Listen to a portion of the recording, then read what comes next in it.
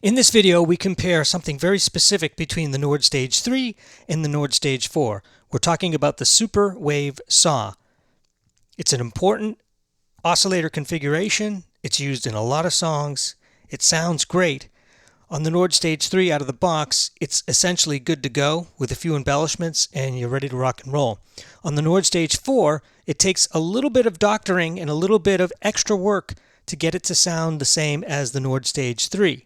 There's a reason for that, but I think it's important to cover this topic because you might think that your Nord Stage 4 is lacking in some way on this particular oscillator configuration. So let's get started. On the Nord Stage 3, I've got an empty program, and on the Nord Stage 4, I have an empty program. I'll turn on the synth engines on both keyboards, and I'll navigate, starting with the Nord Stage 3, to the special area called Super Wave Saw. A single C key sounds like this. As you can hear, there's a lot of different oscillators being woven together on that sound. You'll also hear, if you listen very closely, that it's in stereo. Doing something similar here on the Nord Stage 4, we have our first hurdle. So I'll navigate to the Super Saw, which is the same family, and play a single C key. Now, it sounds more like a hollow sound. It's also not really in stereo in the same way.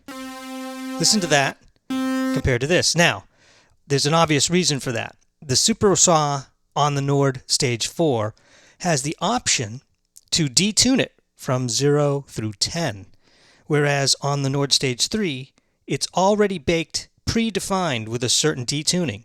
And if I were a betting person, I would say it's 33%. That's to what it sounds like to my ears.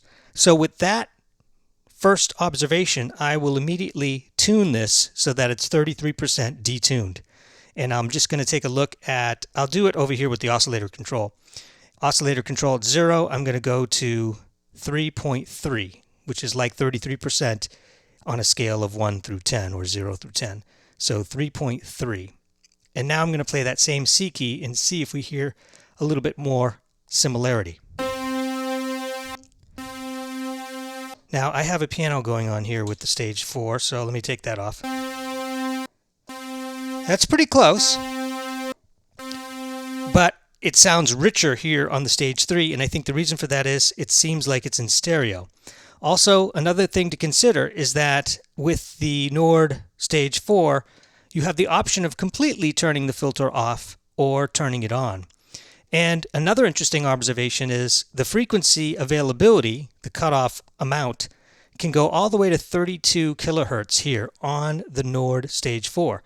Whereas on the Nord Stage 3, the maximum frequency cutoff is 21 kilohertz, which is a small difference and hardly discernible by ear, but it is a difference. So assuming that this filter is always on with the Nord Stage 3, and it is, and by default it's the LP12 filter, by default here on the Nord Stage 4, it's the LP24. So let's change a couple of those things. Let's make sure the filter's on the Stage 4. Make sure that we have the right filter. So I'm going to go to LP12. Also note that there's no keyboard tracking on the Stage 3, so I'm going to take off the keyboard tracking and the drive is currently 0. So the filters now are the same, and I'm going to adjust the frequency down to 21 kilohertz. So this now should mirror, in theory, the same as the Stage 3. Let's listen.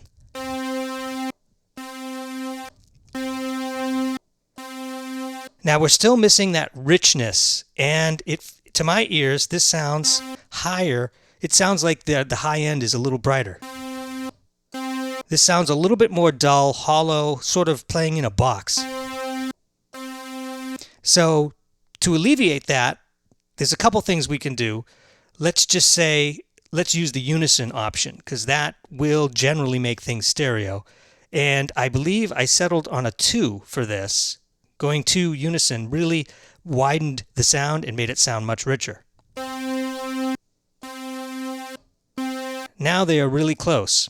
And then the icing on the cake, in order to make the Stage 4 sound closer to the original Stage 3, is the EQ on. And I'll put the bass to 0, I'll put the mid to 0, but I'll bring the high up ever so slightly to, like, let's say 4 dB, positive 4 dB on the treble for the EQ. Now let's listen.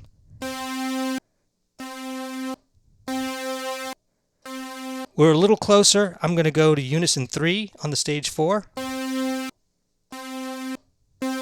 Now we're almost too bright here, so I'm going to bring this down. Again, I'm kind of using my ears as the ultimate judge.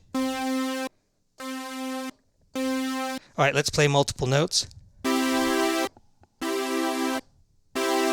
Now this is a little bit louder, so we don't want to give it any kind of advantage, because sometimes when you hear things louder, the brain automatically thinks it sounds a little better.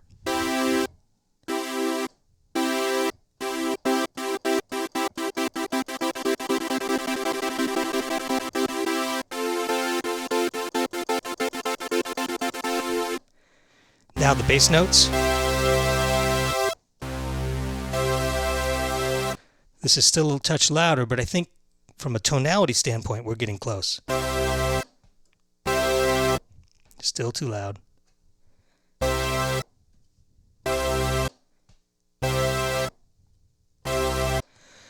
That's pretty close. Now, what are some of the drawbacks of this? I'm already at full unison, so there's no room to go.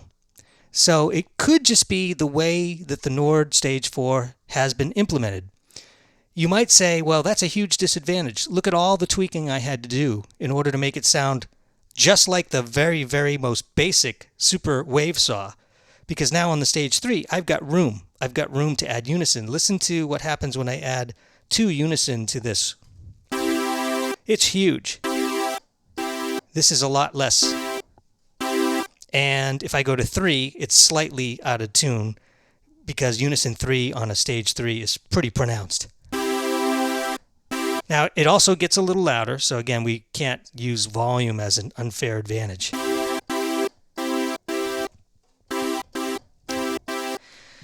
However, there is a distinct advantage on this side that has been understated up until now, and that is the fact that I have the capability of tuning this anywhere from 0 through 10, whereas this is fixed to my ears at 33%. That's a single setting, whereas this is many settings. So taking that idea, let's just start at 0 detune.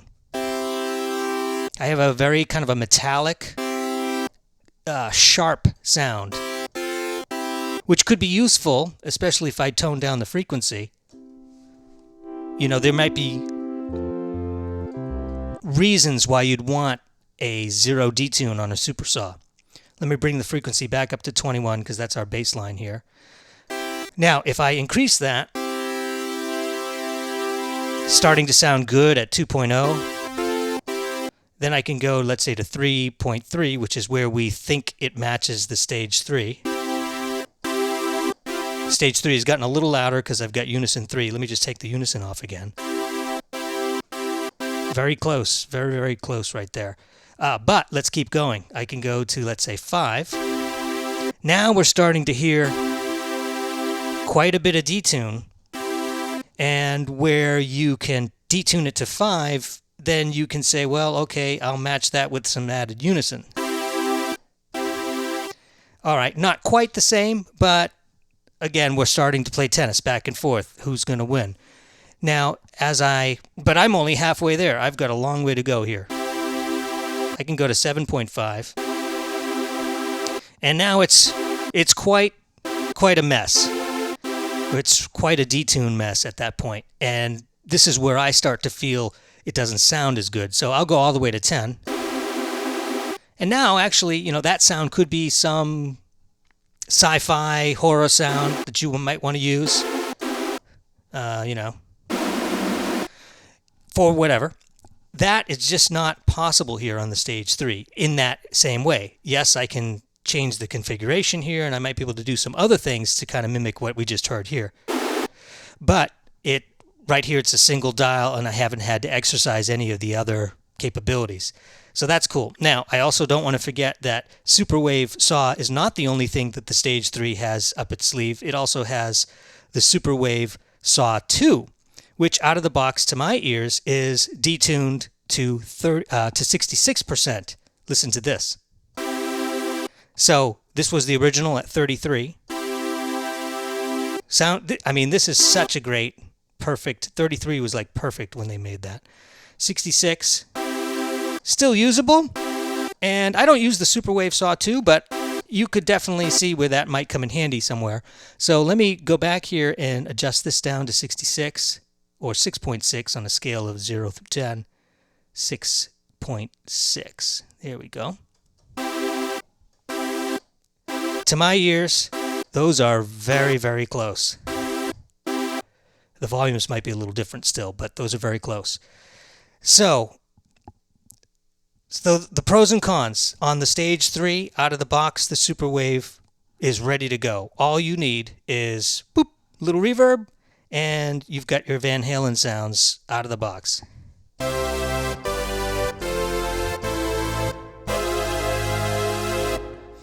On the Wave, on the Stage, I'm so used to saying the Wave 2, on the Nord Stage 4, there's some doctoring needed. Let's go back to that 33.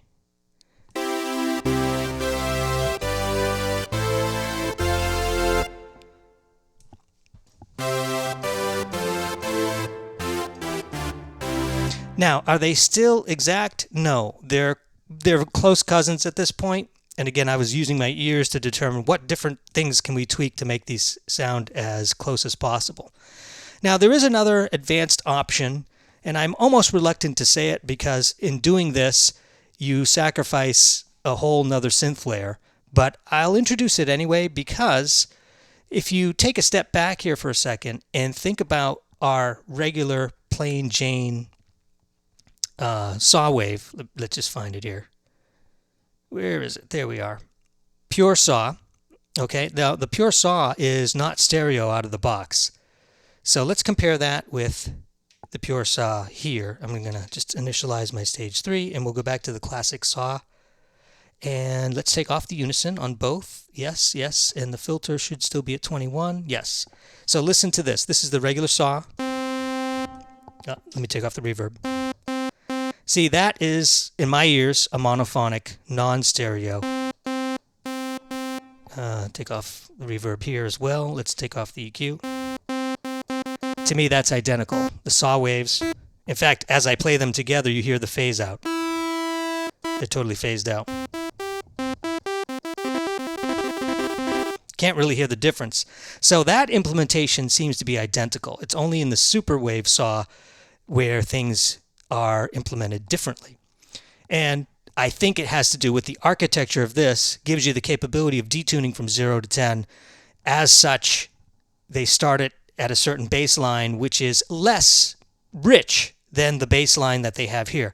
In other words, when you set the Super Saw Wave here on the Stage 3, it's almost like a complete sound ready to go. Here, they give you the basics and they say, hey, you got to detune it yourself. You got to tweak the frequency. You've got to add the unison to make it stereo, but you'll get to the same place. The other small thing which kind of gives it a no big deal, in my book, is you have the dedicated effects. So if you are going to sacrifice the EQ for the synth, you're not sacrificing anything because that EQ is still available for the piano and the organ. So whoopee-doo if I have the EQ on to make it sound better, to make that sound just like the Stage 3, because you're not losing it for another engine. Whereas on the Stage 3, the moment you sacrifice the EQ to one engine, you've lost it for the panel. So, these are the things that I just think about a lot of this stuff. I make a lot of different sounds on these keyboards. So the moment I fired up the Wave 2, because the Wave 2 has the same personality trait, same exact problem. The Super Wave is not stereo out of the box. It's kind of a pure in-the-box AM sounding sound. So to tweak it like that. But let me get back to the final thing I want to say, which is this technique that I was reluctant to mention earlier. And if you could take a single wave and you say, well, how can I make that stereo? If you've got the room to burn, if you've got the layer to burn here, you can add a second layer and pan it one way or the other, and that gives you a much wider sound. Let me show you how to do that.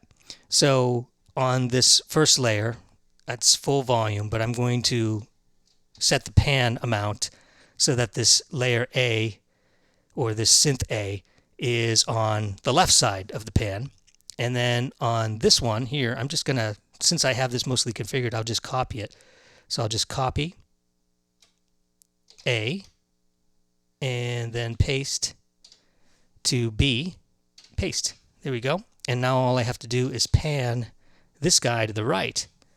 Make sure they're at both the same volume. And now that panning should make this sound wider. Now we have a stereo sawtooth, whereas this is a mono. Do you hear the difference? You really need headphones to hear this. This is as wide as can be.